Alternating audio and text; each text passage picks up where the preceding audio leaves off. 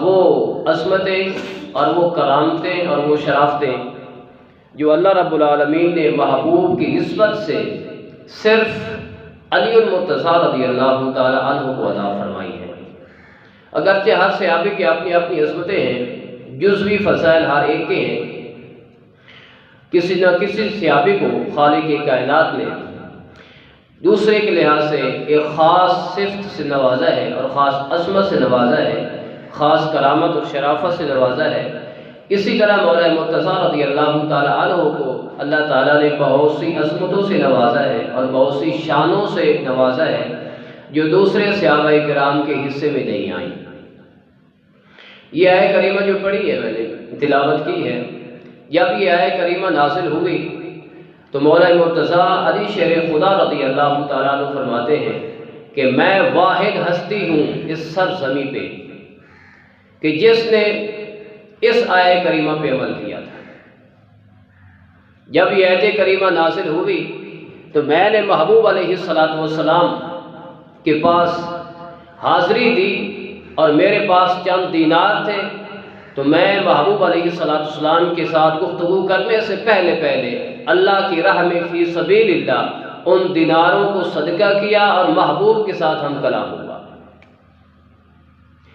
اور آپ کے ہم کلام ہونے کے بعد اللہ رب العالمین نے اس آیت کریمہ کا حکم بھی منسوخ فرما دیا، حکم کو ختم فرما دیا۔ اس کے بعد اس قاعدہ کو خالق کی قاعدہ نے ختم فرما دیا، قانون کو ختم کیا۔ اب جو بھی چاہے جس وقت چاہے بغیر پیسے دیے بغیر صدقہ کیے میرے محبوب کے ساتھ ہم کلام ہو سکتا ہے۔ تو آپ فرماتے ہیں کہ اس آیت کریمہ پہ میرے سوا کسی نے بھی عمل نہیں کیا۔ یہ مولا مرتضیٰ رضی اللہ تعالیٰ عنہ کی خصوصیت ہے کہ یہ ایک خاص وقت کے لیے آیت کریمہ نازل ہوئی، اس وقت میں آپ کے پاس پیسے موجود تھے تو آپ نے دینار اللہ کے نام پہ خرچ کر کے محبوب کے ساتھ ہم کلام ہو کر خالق کی کائنات کے حکم پہ عمل کیا تھا۔ اس وجہ سے آپ کو یہ خصوصیت حاصل ہے۔ اس کے بعد آیت کریمہ یہ آتی اشفقتم ان تقدموا بین یدی نجواکم صدقہ۔ اللہ فرماتا ہے کہ ایمان والو تم اس بات پہ خوف کرتے ہو کہ تم گفتگو کرنے سے پہلے تم صدقہ کرنا پڑے۔ اسی کے ساتھ متصلاً خالق کی کائنات 28ویں پارے کے اندر اس بات کو ذکر کیا، گویا کہ مسلمان اس بات کو ہرگز سمجھنے لگے تھے، کچھ غریب بھی تھے کچھ نادار بھی تھے جن کے پاس پیسے نہ تھے، تو وہ یہی سمجھنے لگے کہ ہمارے پاس تو پیسے نہیں ہیں، ہم آپ کے ساتھ کیسے باتیں کریں گے، کیسے ہم کلام ہوں گے۔ تو خالق کی کائنات نے صحابہ کی اس محبت کو دیکھا، عشق کو دیکھا، یقیناً وہ جانتا تھا، لیکن اس نے اظہار فرمایا کہ کچھ صحابہ جن کے پاس پیسے نہیں ہے، مال نہیں ہے، کلام تو کرنا چاہتے ہیں لیکن ان کے پاس مال نہیں ہے اور وہ دل سے پڑھتے رہیں گے، تو خالق کی کائنات نے اس حکم کو منسوخ فرما دیا۔ اب جو چاہے جس وقت چاہے میرے محبوب کے ساتھ کلام کر سکتا ہے۔ تو خاص وقت کے لیے اس آیت کریمہ کو نازل کیا گیا، اس کے بعد خالق کی کائنات نے اس کے حکم کو منسوخ فرما دیا۔ اب اس کی تلاوت باقی ہے، حکم منسوخ ہے۔ کچھ ایسی آیات کریمہ قرآن کے اندر موجود ہیں جن کا حکم منسوخ ہے اور تلاوت باقی ہے، اور کچھ ایسی آیتیں بھی ہیں جن کی تلاوت منسوخ ہے، حکم باقی ہے۔ بہرحال یہ ایک علمی حوالے سے بات ہے، تو یہ اس آیت کریمہ کا حکم اٹھا لیا گیا، ختم کر دیا گیا۔ تو مولا مرتضیٰ فرماتے ہیں اللہ رب العالمین نے مجھے یہ شرافت عطا فرمائی ہے کہ میں نے سب سے پہلے اس آیت کریمہ پہ عمل کیا تھا۔ آپ کی دوسری خصوصیت یہ ہے کہ آپ کعبہ کے اندر پیدا ہوئے ہیں۔ آپ کی والدہ محترمہ سیدہ فاطمہ بنت اسد رضی اللہ تعالی عنہ آپ کعبہ کا طواف کر رہی تھی، تو دوران کعبہ آپ حاملہ تھی، تو ساری صورتحال آپ پہ ظاہر ہوئی، تو اب کعبہ کے اندر تشریف لے گئیں، تو کعبہ کے اندر ہی مولا مرتضیٰ رضی اللہ تعالی عنہ دنیا پہ تشریف لے آئے اور آپ کی ولادت باسعادت ہوئی۔ آپ کو شرافت کرامت حاصل ہے، لیکن جو رفض والے حضرات ہیں وہ اس چیز کو تھوڑا سا بڑھا کے اور بیان کرتے ہیں کہ یہ صرف خصوصیت مولا مرتضیٰ رضی اللہ تعالی عنہ ہے، کوئی اور کعبہ کے اندر پیدا نہیں ہوا۔ اگرچہ علامہ اقبال مرحوم نے بھی اس طرف اشارہ کیا تھا، کسیرا میسر نعیش و سعادت بقا ولادت بمسجد شہادت، کسی کو بھی یہ سعادت میسر نہیں ہے۔ اگر یہ سعادت میسر ہے تو صرف مولا مرتضیٰ کو میسر ہے کہ ولادت بھی رب کے گھر میں ہے، شہادت بھی رب کے گھر میں ہے۔ لیکن سوچنے کی بات یہ، توجہ طلب بات یہ ہے کہ دونوں چیزوں کا جمع ہو جانا، ولادت بھی رب کے گھر میں ہو، شہادت بھی رب کے گھر میں ہو، ان دونوں چیزوں کا جمع ہو جانا یہ کسی حصے میں نہیں آیا۔ یہ دونوں چیزوں کا جمع ہو جانا، ولادت بھی گھر میں ہو، شہادت بھی گھر میں ہو۔ شاید آپ کے کانوں تک یہ پہلے جملے پہنچے ہوں یا نہ پہنچے ہوں کہ رب کے گھر کے اندر، پیدا بھی رب کے گھر کے اندر ہونا اور شہید بھی رب کے گھر کے اندر ہونا، اس لحاظ سے خصوصیت ہے مولا مرتضیٰ کی کہ دنیا کے اندر کوئی اور ایسا بندہ نہیں ہے کہ جس کی ولادت رب کے گھر میں ہو اور شہادت بھی رب کے گھر میں ہو۔ ہاں، ولادت انفرادی طور پہ اور لوگوں کے لیے بھی موجود ہے، اور شہادت بھی صرف رب کے گھر کے اندر ہو یہ بھی موجود ہے باقی لوگوں کے لیے بھی، لیکن شہادت اور ولادت دونوں کا جمع ہو جانا یہ شرف خالق کی کائنات نے مولا مرتضیٰ کو عطا فرمایا ہے۔ لیکن صرف یہ محض اس بات کو دلیل بنا لینا کہ کعبہ میں پیدا ہونا یہ سب سے افضل ہونے کی نشانی ہے، بہرحال یہ بات قابل قبول اہل سنت والجماعت کی مذہب میں نہیں ہے۔ اس کو ایک درجہ فضیلت بنا دینا، فضیلت کا موجب بنا دینا، افضلیت کا سبب بنا لینا یہ صحیح نہیں ہے۔ حالانکہ مسلم کے اندر روایت موجود ہے، کس میں؟ مسلم کے اندر، جو دوسرے درجے کی کتاب ہے اور ہمارے پاس موجود ہے۔ حکیم ابن حزام رضی اللہ تعالیٰ عنہ، صحابی کا نام ہے حکیم ابن حزام، ان کی ولادت بھی کعبہ کے اندر ہوئی تھی۔ یہ بھی صحابی ہیں لیکن شہادت ان کو رب کے گھر کے اندر نصیب نہیں ہوئی، ولادت ان کی بھی ہے۔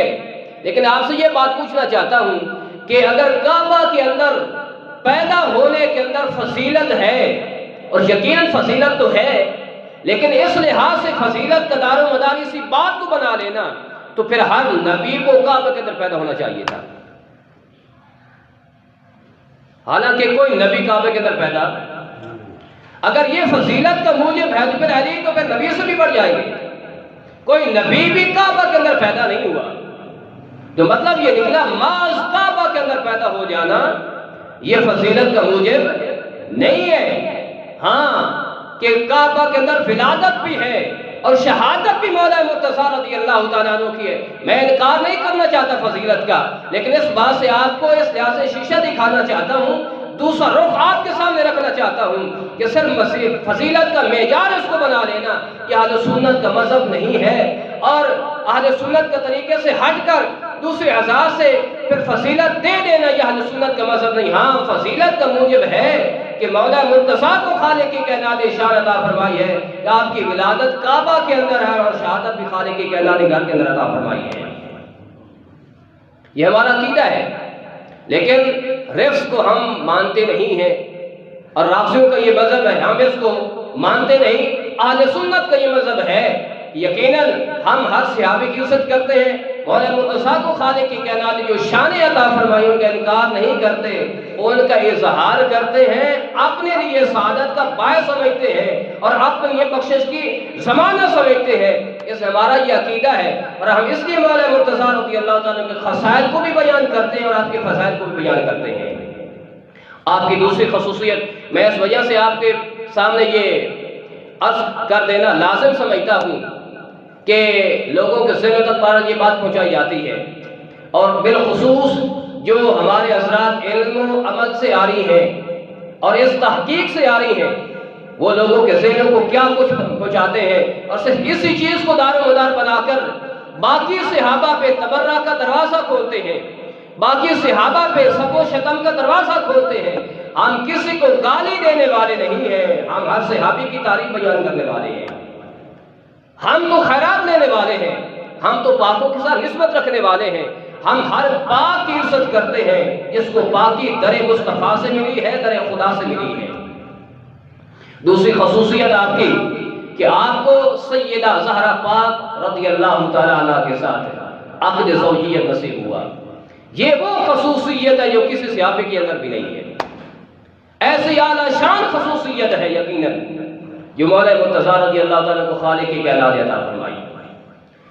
آقا کی بارگاہ کے اندر صدیق اکبر بھی حاضر ہوئے، عرض کی یا رسول اللہ کہ میرا جی چاہتا ہے کہ آپ کے خاندان کے ساتھ میرا رشتہ بھی ہو جائے، میں سیدہ پاک کے ساتھ خاتون جنت رضی اللہ تعالیٰ عنہ آپ کے ساتھ میں نکاح کرنا چاہتا ہوں۔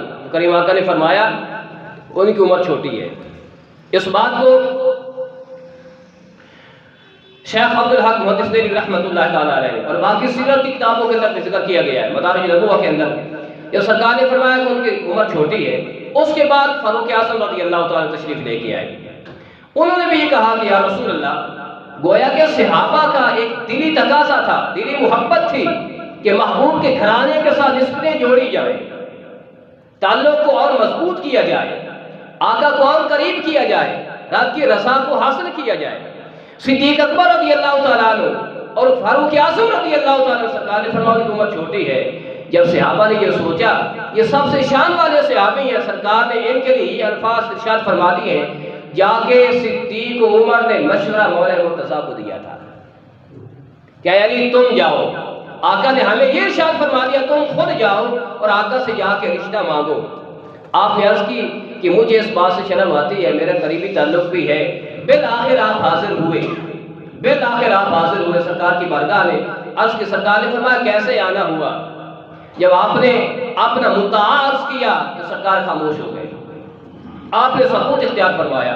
حضرت انس بن مالک رضی اللہ تعالیٰ عنہ فرماتے ہیں سرکار نے سکوت اختیار فرمایا، اور آپ پر جب وحی طاری ہوتی تھی تو آپ کا انداز کچھ اور ہو جایا کرتا تھا، آپ کا سر جھک گیا، آپ پہ وحی والی وہ کیفیت طاری ہوئی۔ جب اس کیفیت سے باہر تشریف لے آئے تو اس وقت سرکار نے فرمایا علی تمہیں مبارک ہو کہ تیرے ساتھ میری بیٹی سیدہ کا فاطمہ خود خالق کی کائنات نے فرما دیا ہے۔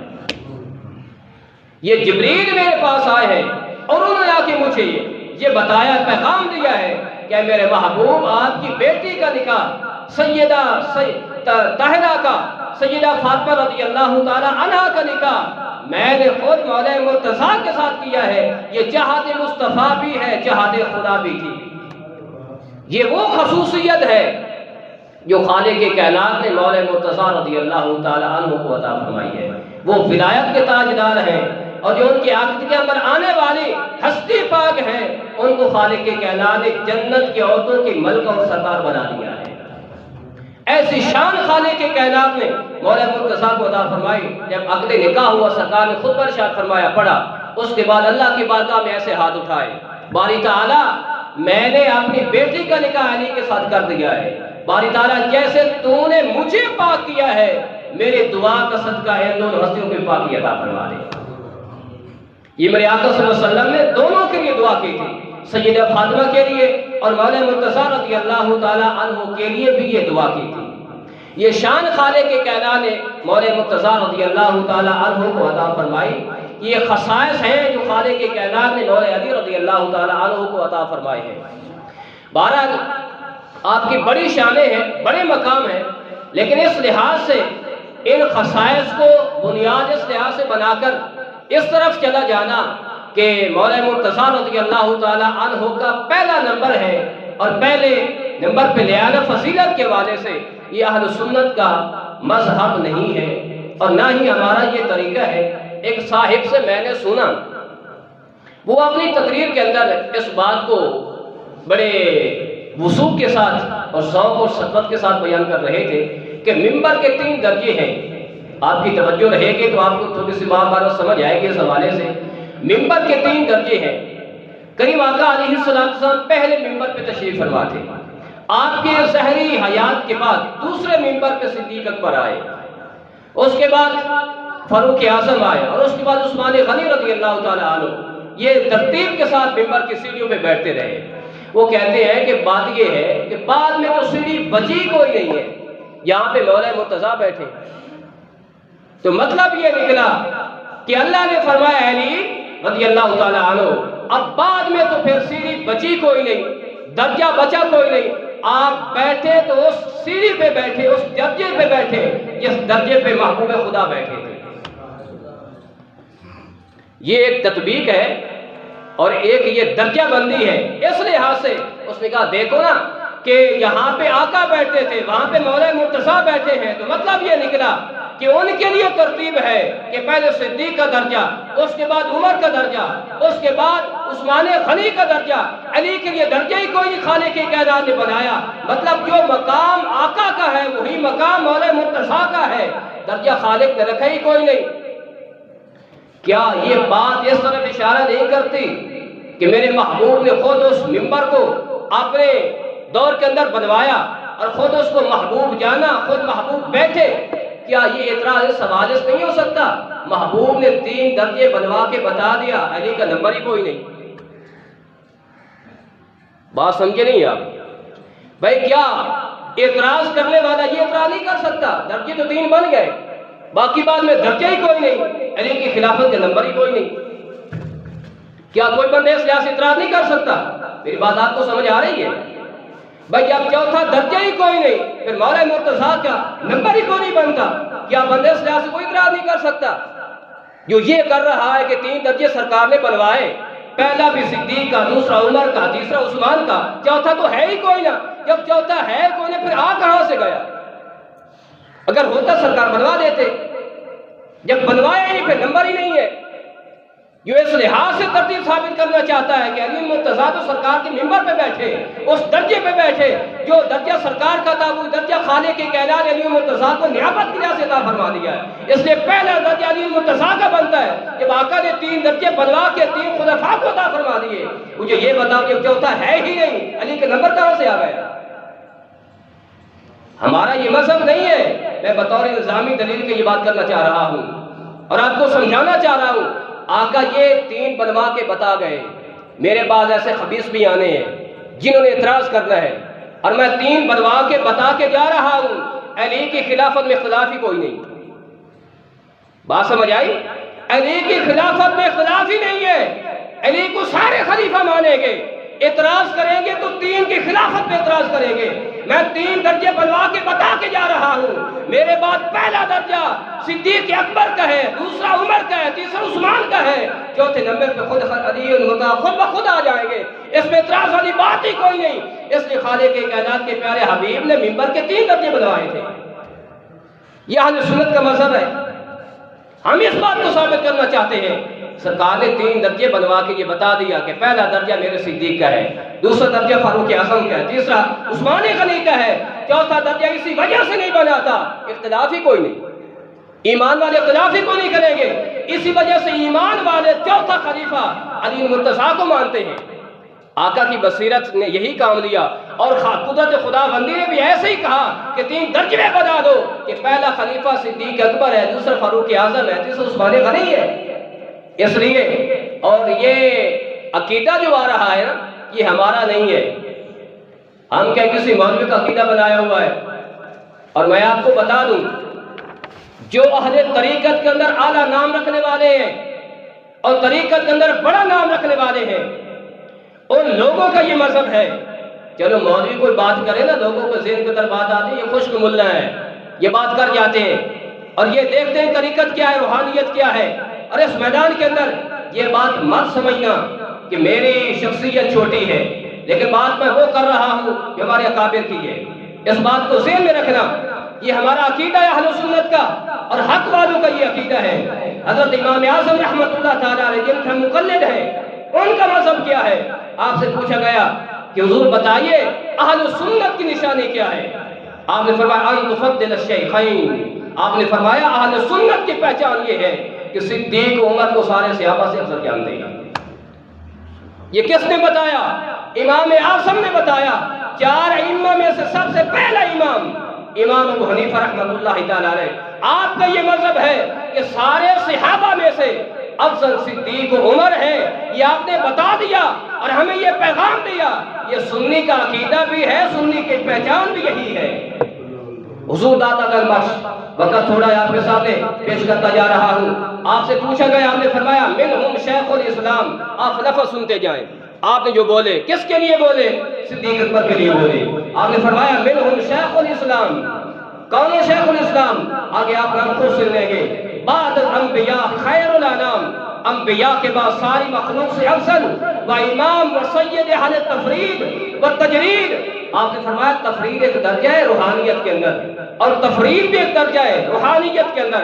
آپ نے فرمایا سید اہل تجرید اور ارباب تفرید، ارباب تفرید کے بھی سردار اور ارباب تجرید کے بھی سردار کون ہیں؟ آپ نے فرمایا وَأَسْ آفات انسانی بعید امیر المومنین، ساری انسانی خواہشات سے بعید سارے مومنوں کے امیر ابو بکر بن عثمان صدیق اکبر ہیں۔ یہ کس نے کہا؟ یہ حضور داتا گنج بخش علی حجویری نے فرمایا۔ یہ وہ ہیں جن کا نام ہے ولایت کے اندر، جنہوں نے بڑے صغیر کے اندر اسلام کو پھیلایا ہے، حق عقیدہ کو دنیا تک پہنچایا ہے۔ اور ان کا یہ عقیدہ ہے، آپ فرماتے ہیں کہ آپ عام لوگوں کے بھی امام ہیں، وہ امام اہل دین طریقت ویس خاصرہ، آپ فرماتے ہیں خاصوں کے بھی امام صدیق ہے، عاموں کی امام بھی صدیق اکبر ہے۔ یہ کس نے بتایا؟ حضور داتا گنج بخش نے بتایا۔ مولوی کی بات میں نہیں کر رہا، یہ ایک ولی کی بات کر رہا ہوں، جن کو لوگ سلام کرتے ہیں۔